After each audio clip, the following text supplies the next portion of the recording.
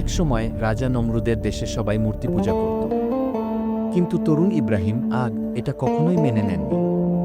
তিনি বললেন, আমার প্রভু হলেন আকাশ ও পৃথিবীর স্রষ্টা, শুধুই আল্লাহ। একদিন তিনি সব মূর্তি ভেঙে ফেললেন, শুধু সবচেয়ে বড়টিকে রেখে দিলেন। লোকেরা রেগে গেল এবং তাকে রাজা নমরুদের কাছে নিয়ে গেল। রাজা জিজ্ঞেস করল, তুমি কি এই মূর্তিগুলো ভেঙেছ? ইব্রাহিম শান্তভাবে উত্তর দিলেন, সবচেয়ে বড়টিকে জিজ্ঞেস করো, যদি সে কথা বলতে পারে।